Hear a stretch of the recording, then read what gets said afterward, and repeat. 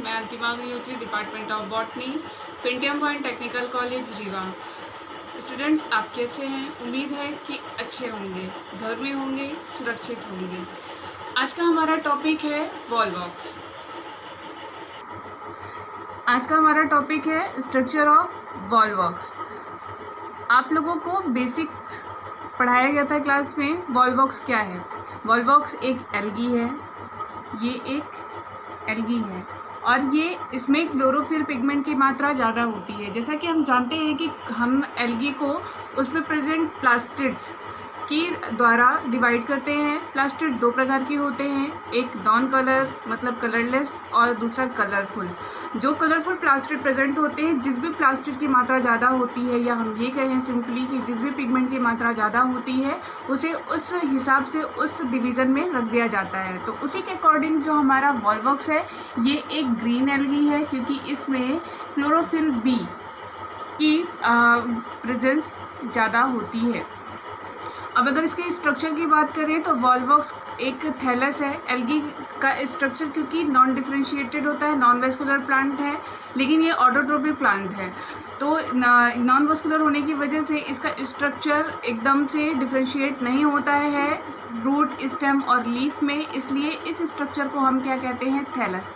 ऐसी plant body जिसमें root, stem और लीफ हमें क्लियर नहीं दिखता उसे हम थैलस बोलते हैं। इसलिए वॉलवॉक्स की प्लांट बॉडी कैसी हुई? थैलॉइड होती है, मीन्स थैलस। मोटाइल कॉलोनी होती है।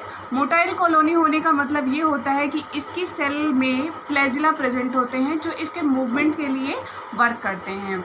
और इसमें इसकी जो सेल्स होती हैं, इसका जो सेल का साइज़ होता है, या हम ये कहें कि इसकी जो थैलस का साइज़ होता है वो पिन हेड के समान होता है, मीन्स कुछ इतना छोटा, स्मॉल सा साइज़ होता है, इससे भी छोटा, क्योंकि ये एक रोलिंग एल्गा है, फ्रेश वाटर में पाए जाते हैं। और इनकी जो सेल के अरेंजमेंट का तरीका भी मैं आगे डायग्राम में बताऊंगी, एक निश्चित संख्या में होता है और निश्चित शेप में होता है। इसलिए इसकी प्लांट बॉडी मीन्स इसके वॉलवॉक्स के थैलस को हम सिनोबियम कहते हैं। ठीक है, ये लिखा हुआ है, इसलिए इसको हम सिनोबियम कहते हैं। इसकी जो कॉलोनी होती है, प्लांट बॉडी की कॉलोनी होती है, वो कैसी होती है? हॉलो होती है। चलिए डायग्राम के थ्रू हम आपको दिखा भी देते हैं कि कैसा होता है वॉलवॉक्स। इसमें अगर हम पूरे प्लांट बॉडी थैलस का स्ट्रक्चर देखें तो कुछ ऐसा होता है। ये सिंगल सेल है वॉलवॉक्स की, और इसी तरीके से इसमें कई सारी सेल आपस में कनेक्टेड रहती हैं।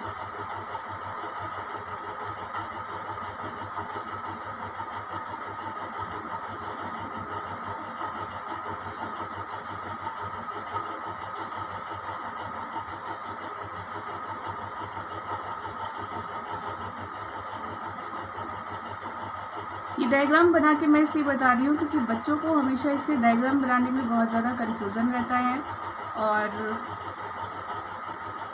इसका डायग्राम उनसे बन भी नहीं पाता।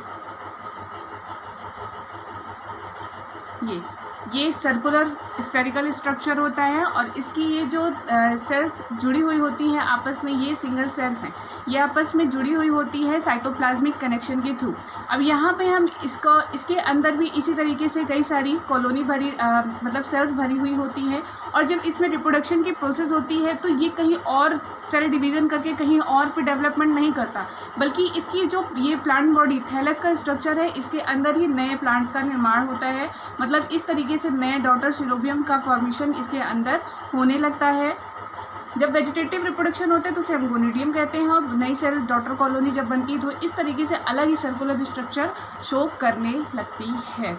जब ये नई प्लांट बॉडी इसके अंदर रहती है तो इसकी जो फ्लैजिला है वो अंदर की ओर होते हैं। मतलब इस सेल का स्ट्रक्चर यहाँ पर कुछ ऐसा होता है, उल्टा, जस्ट अपोजिट। ये फ्लैजिला जो होते हैं अंदर की ओर होते हैं, और जब ये बढ़ने लगता है, मतलब कि जब इनका रिप्रोडक्शन हो चुका, सेल का फॉर्मेशन हो चुका और इसकी स्टेज थोड़ा सा मैच्योर होने लग जाती है, तो ये जो सेल का स्ट्रक्चर कुछ ऐसा होता है, मतलब फ्लैजिला अंदर की ओर, ये जस्ट अपोजिट इनवर्स करते हैं, मतलब उल्टा हो जाते हैं और बाहर बाहर जब ये वाली कॉलोनी क्या होती है, रैप्चर्ड हो जाती है और फिर नए जो इसमें से जो कई सारे वॉल्वॉक्स का फॉर्मेशन होता है वो बाहर आ जाते हैं और फ्रेश वाटर में फिर से मूवमेंट करने लगते हैं। क्योंकि ये फ्रेश वाटर में हमेशा मूवमेंट करते रहते हैं, लुढ़कते हुए नज़र आते हैं, इसलिए इनको रोलिंग एल्गा भी बोलते हैं। अब यहाँ पे हम बनाते हैं single cell structure of Volvox.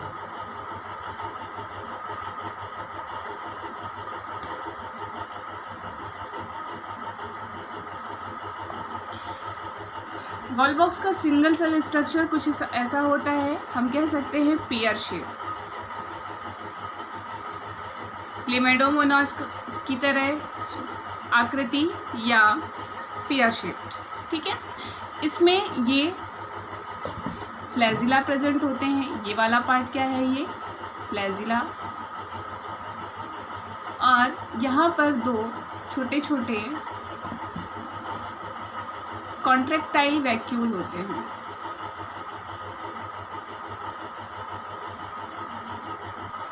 Vacuole present होते हैं। यहाँ पर आई स्पॉट प्रेजेंट होता है।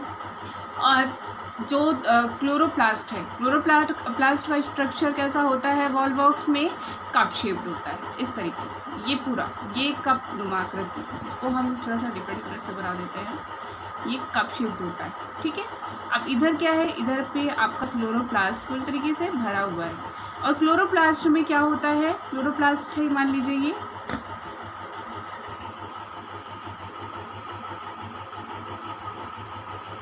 और क्लोरोप्लास्ट में ही पायरेनॉइड भी प्रेजेंट होता है।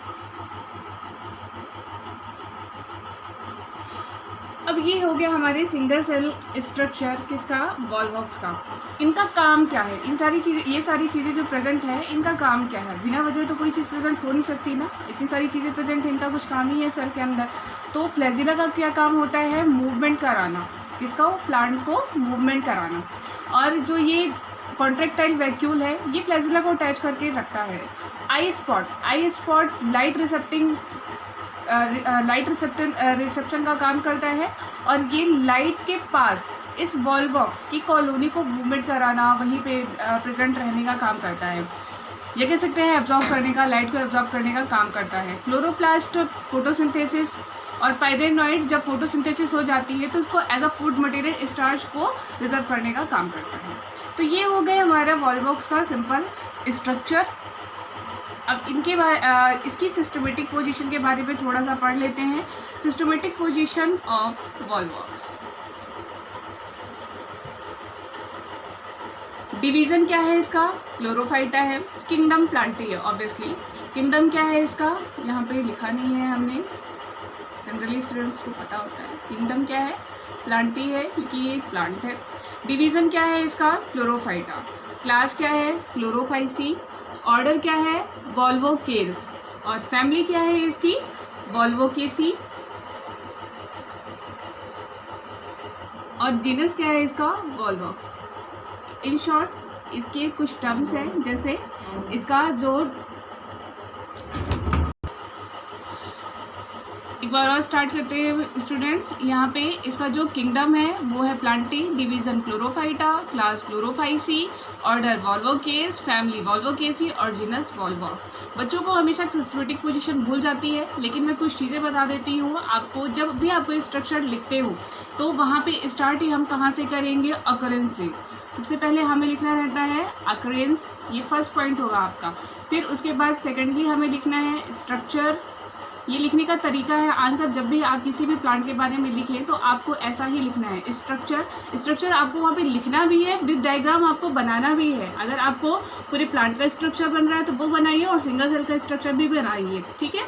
उसके बाद आपको स्ट्रक्चर बनाने के बाद उसके बारे में आपको लिखना है, अगर आप जानते हो तो कैरेक्टरिस्टिक, स्पेसिफिकली कैरेक्टरिस्टिक, और कुछ प्लांट के स्पेसिफिक कैरेक्टर होते हैं उनके बारे में आप बता सकते हो। अदरवाइज उसके बाद फिर आपको रिप्रोडक्शन के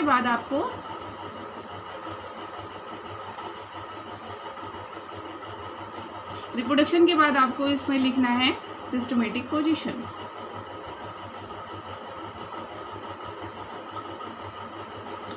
दैट्स इट। आज का हमारा ये लेक्चर इतना ही। नेक्स्ट वीडियो में नेक्स्ट टॉपिक आपको मिल जाएगा। Thank you.